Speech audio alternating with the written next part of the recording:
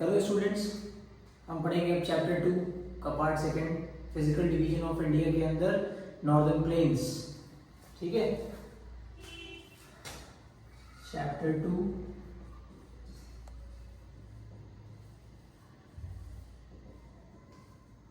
Physical division of India.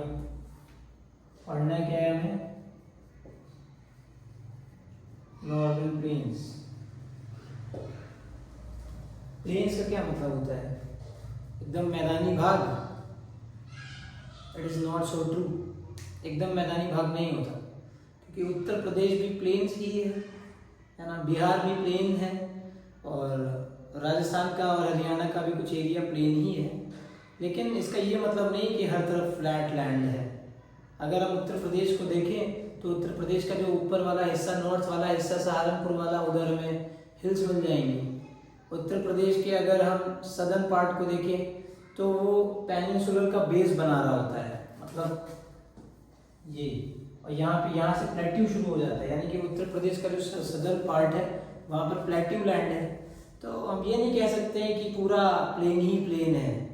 कहीं पर flat surface होगा, ज़रूर होगा, ज़्यादा मात्रा में फ्लैट सरफेस होगा, ज़रूर होगा, लेकिन कहीं ना कुछ वेरिएशंस तो मिलेंगे ही। ठीक है, तो नॉर्दर्न प्लेन्स कैसे बनता है? नॉर्दर्न प्लेन एक थ्योरी हमें समझ लेनी चाहिए। ये था ग्रेट हिमालय, ये है मिडिल हिमालय, ये था शिवालिक। यहाँ से खूब सारा सेडिमेंट ब्रॉट डाउन किया गया रिवर्स के द्वारा, और यहाँ बन गया डिप्रेशन। डिप्रेशन बन गया, सेडिमेंट्स यहाँ इकट्ठे होते गए, इकट्ठे होते गए। डेड प्लांट, डेड एनिमल्स यहाँ पे इकट्ठे होते गए, एक स्ट्रेटा में, एक लेयर में इकट्ठे होते गए। और यहाँ पे रॉक्स नहीं है, क्योंकि ये जो शिवालिक एक क्या है, ये सेडिमेंट्री रॉक का एग्जांपल है। तो यहाँ सेडिमेंटेशन होता गया इस जगह पे, धीरे धीरे कंप्रेसिव स्क्वीज होता गया, और यहाँ पे बन गया प्लेन। और उसके बाद का जो बाद वाला हिस्सा है, साउथ इंडिया वाला, ये क्या है? ये प्लेट्यू लैंड है, टेबल लैंड है, जो कि रॉक्स का कंपोजिशन है यहाँ पे। ठीक, तो यहाँ पर हम लोग रहते हैं इस जगह पे। हम लोग क्या मतलब उत्तर प्रदेश, बिहार और मध्य प्रदेश तो नहीं कहेंगे, उत्तर प्रदेश कहेंगे, बिहार कहेंगे, झारखंड का नॉर्थ वेस्टर्न पार्ट कहेंगे, छत्तीसगढ़ का नॉर्थ वेस्टर्न पार्ट कहेंगे। तो ये सब एरिया जो है, ये सब नॉर्दर्न प्लेन्स के अंदर आता है।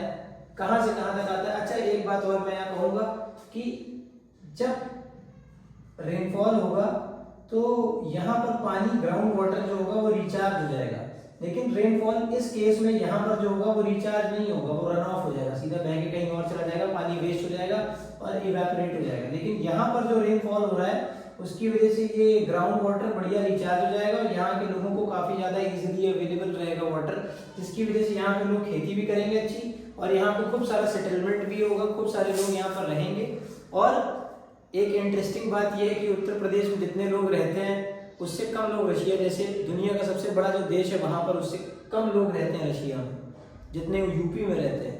जर्मनी से भी ज़्यादा लोग रहते हैं नॉर्दर्न प्लेन्स में, है ना। तो जो हमारा नॉर्दर्न प्लेन्स है ये कहाँ से कहाँ तक है? एक रिवर में देखी थी, इंडस, उसके बाद एक रिवर आती है इधर हरियाणा राजस्थान में, घग्गर, इसका नाम था इंडस। उसके बाद इधर एक रिवर है तीस्ता, जो कि सिक्किम से आती है।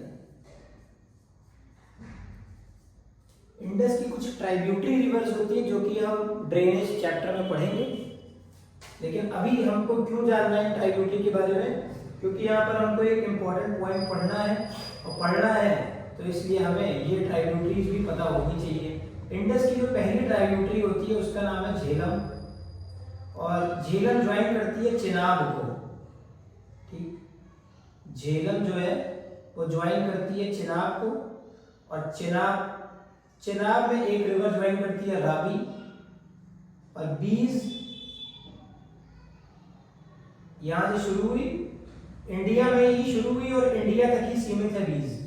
सतलज, यार ये सतलज, और बीज जो है सतलज को ज्वाइन करेगी हिमाचल प्रदेश के पास, और यहाँ से इसको चिनाब आके यहाँ ज्वाइन कर लेगी, और ये जाके सतलज रिवर जाके इधर पाकिस्तान में इंडस रिवर को ज्वाइन करेगी मिठान पोर्ट पे। हमारा कंसर्न ये नहीं है कि अभी हम इसका रट्टा लगा दें कि कौन कौन सी नदियां कहाँ कहाँ हैं, वो हम ड्रेनेज चैप्टर में देखेंगे। हमारा कंसर्न क्या है वो मैं बताता हूँ।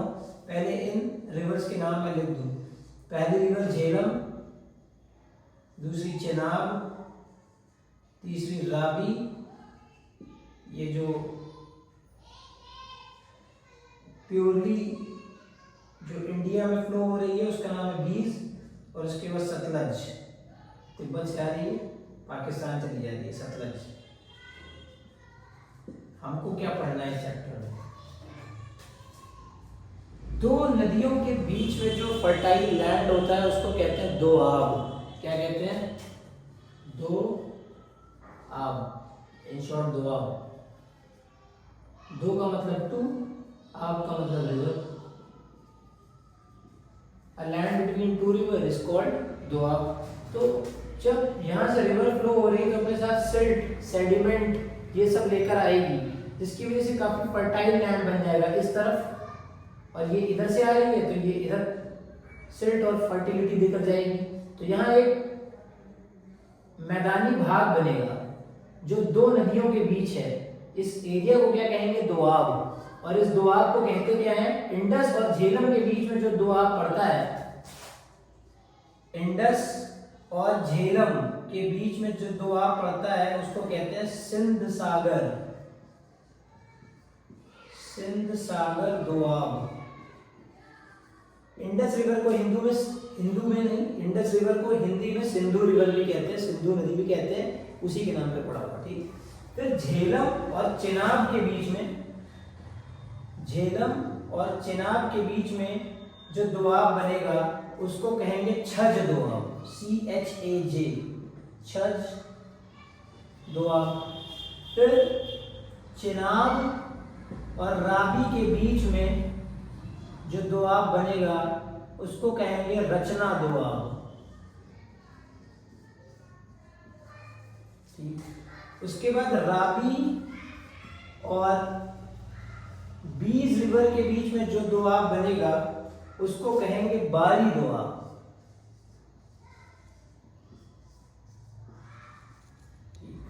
और बीज और सतलज के बीच में ये एरिया, बीज और सतलज के बीच में जो दोआब बनेगा उसको कहेंगे भ्रष्ट दोआब। तो हमको ये दोआब के नाम याद होना चाहिए, हर हालत में याद होना चाहिए। नहीं याद है तो गड़बड़ हो जाएगी, इसलिए याद रखिएगा। इंडस और झेलम के बीच में सिंध सागर दोआब, झेलम और चेनाब के बीच में छज दोआब, चेनाब और रावी के बीच में रचना दोआब, रावी और बीज के बीच में बारी दोआब, और बीज और सतलज के बीच में भ्रष्ट दोआब। ठीक है। तो यहाँ एक फ्लैट लैंड बना, इस एरिया में मैदानी भाग बना। उसके बाद एक नदी बह रही है घग्गर, जिसको रेमिनेंट ऑफ सरस्वती रिवर भी कहते हैं। ठीक है। तो ये घग्गर से लेके तीस्ता के बीच में जो दूसरा फ्लैट लैंड बनेगा इसको क्या कहेंगे? गंगा प्लेन्स कहेंगे। क्या कहेंगे? गंगा प्लेन्स। किस रिवर से किस रिवर तक? घग्गर से लेके तीस्ता। तीस्ता कहाँ है? सिक्किम में। और एक चीज बताना भूल गया, ये सारे जो दोआब हैं इन सबके ग्रुप को क्या कहते हैं? पंजाब प्लेन कहते हैं। क्या कहते हैं इसको? ये जो बना सारा दोआब, जितना भी फ्लैट लैंड इधर बना, इसको कहते हैं पंजाब प्लेन।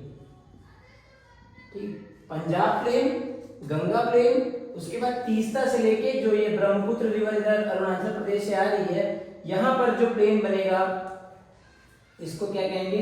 ब्रह्मपुत्र प्लेन। क्या कहेंगे इसको? ब्रह्मपुत्र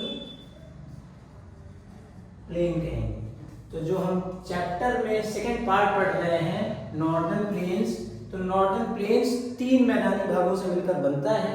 सबसे पहला मैदानी भाग है पंजाब प्लेन, और दूसरा पार्ट है गंगा प्लेन, और तीसरा पार्ट क्या है? ब्रह्मपुत्र प्लेन। ठीक है।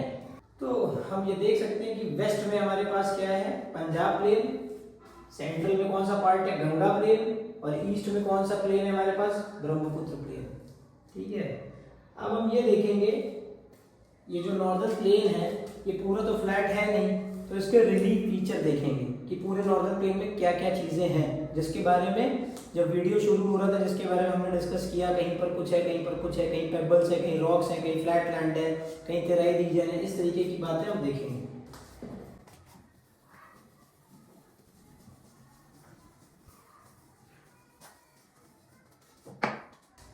ये है ग्रेट हिमालय, ठीक बात। इसके बाद मिडिल हिमालय, बहुत अच्छी बात।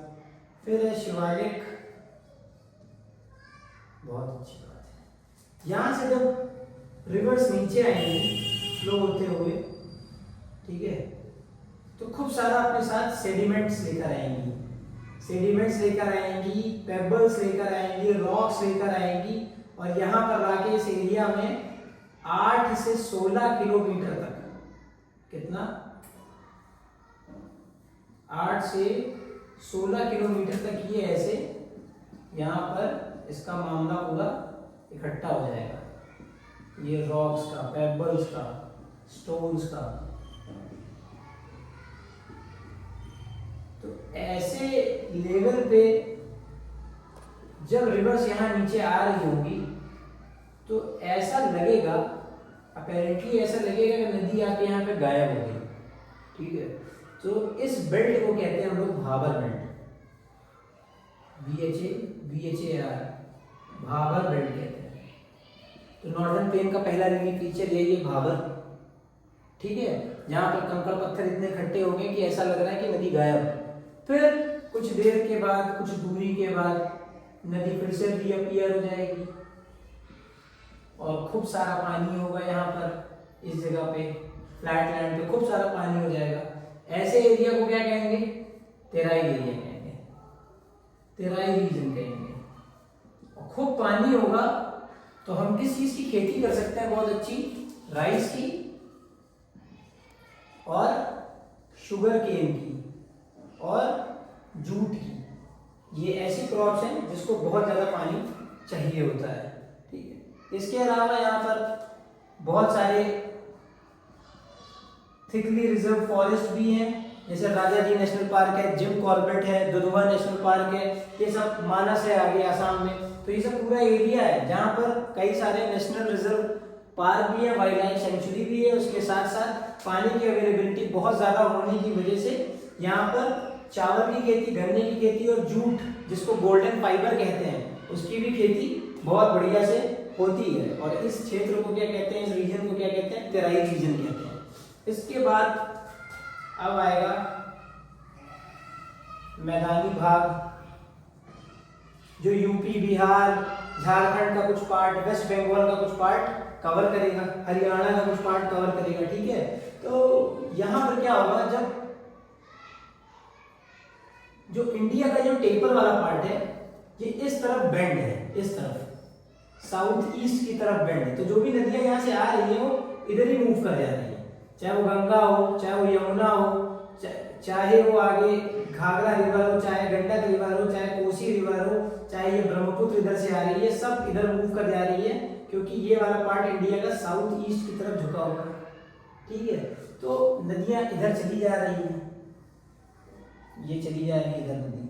तो इधर साइड नदी बहुत ज्यादा नई मिट्टी लेकर आएगी, न्यू सॉइल लेकर आएगी, ठीक है। तो जो न्यू सॉइल होती है उसको कहते हैं हम लोग खादर, ठीक है, या न्यू एल्यूवियम भी कहते हैं, न्यू एल्यूवियम। अब नीचे प्लेट्यू शुरू हो जाएगा, इधर साइड प्लेट्यू है, प्लेट्यू रीजन है, तो यहाँ पर बाढ़ आने की संभावनाएं बहुत कम है और नदी के यहाँ तक ऊपर चढ़ने की संभावनाएं भी थोड़ी कम है। मतलब पानी बरसेगा, वो सब ठीक ठाक है, लेकिन ऐसा फ्लड जैसी सिचुएशन नहीं क्रिएट हो पाएगी। तो जब फ्लड जैसी सिचुएशन नहीं क्रिएट हो पाएगी तो यहाँ पर किस तरीके की एल्यूवियम मिलेगी, ओल्ड एल्यूवियम मिलेगी, ओल्ड एल्यूवियम मिलेगी, या हम इसको कह सकते हैं बांगर, ठीक है। इसको क्या कह रहे हैं, एक कंकड़ वंकड़ यहाँ मिल रहा है, ठीक है।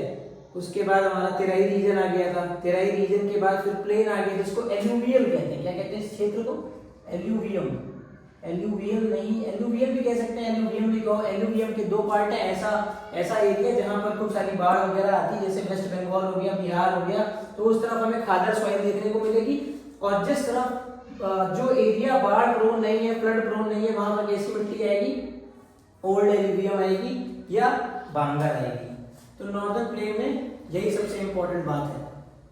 तो हम ये कह सकते हैं कि जब इतनी अच्छी पानी की अवेलेबिलिटी यहाँ पर है तो सबसे अच्छी खेती यहीं पर होगी, सबसे अच्छा एग्रीकल्चर सिस्टम यहीं पर होगा, इंटेंसिव फार्मिंग यहीं पर होगी, सबसिस्टेंस फार्मिंग यहीं पर होगी, और जो कॉमर्शियल फार्मिंग का भी कुछ पार्ट यहाँ पर आएगा। जब हम एग्रीकल्चर चैप्टर पढ़ेंगे तब हम उसमें ये सब बातें डिस्कस कर लेंगे। बहरहाल हम ये समझ सकते हैं कि पानी जहाँ पर होगा इंसान वहीं पर रहना पसंद करेगा। ठीक है, अब तुमसे कोई कहे जाकर आगे राजस्थान में रहो, जाके राजस्थान के थार डेजर्ट में, और तुम्हारे लिए मैं वहाँ 2 एकड़ का किला बना दे रहा हूँ, तो तुम क्या 2-3 दिन तो तुम्हें बड़ा अच्छा लगेगा, लेकिन 14 दिन कहोगे हमको वापस वहीं जाना जहाँ हम रहते थे। जब वहाँ पर रिसोर्स की अवेलेबिलिटी ही नहीं है, खाने के लिए सही खाना नहीं मिलेगा, पीने के लिए क्लीन वाटर नहीं मिलेगा, तो हम क्या करेंगे, कुछ नहीं कर पाएंगे, हमको आना ही पड़ेगा नॉर्दर्न प्लेन्स में। तो बहुत अच्छी बात है कि नॉर्दर्न प्लेन्स में इतनी रिच अवेलेबिलिटी ऑफ रिसोर्सेज की है। इधर एक नदी आती है, पता ही है, ब्रह्मपुत्र, इधर से एक रिवर आ रही है। इस रिवर पे ब्रह्मपुत्र किधर से आती है, अरुणाचल प्रदेश से अंदर होती है। और ब्रह्मपुत्र कब कहते हैं इसको, जब असम के अंदर आती है। ये भी चीजें हम पढ़ेंगे जब हम ड्रेनेज चैप्टर पढ़ेंगे। फिलहाल हमें पढ़ना ये है कि जो ब्रह्मपुत्र रिवर है असम के अंदर, यहाँ पर एक आइलैंड बनता है, और इस आइलैंड के चारों तरफ जो पानी है वो किसी ओशियन का पानी नहीं है, बल्कि ब्रह्मपुत्र रिवर का पानी है। तो ऐसे आइलैंड को कहते हैं रिवरीन आइलैंड। और ये जो असम में ब्रह्मपुत्र पे जो रिवरीन आइलैंड बन रहा है, इसका नाम है माजुली, MAJULI, माजुली रिवरीन आइलैंड। तो ये जो माजुली रिवरीन आइलैंड है, ये दुनिया का सबसे बड़ा रिवरीन आइलैंड है। और एक बात इसमें यह रहेगी कि जो नॉर्दर्न प्लेन्स है, इसका एरिया कितना है, इसका एरिया है 7 लाख स्क्वायर किलोमीटर, और जो इसका एक्सटेंट है वेस्ट से ईस्ट की तरफ या ईस्ट से वेस्ट की तरफ, जितना हिमालय का एक्सटेंट था उसका उतना ही एक्सटेंट इसका भी है, 2400 किलोमीटर वेस्ट से लेके ईस्ट तक।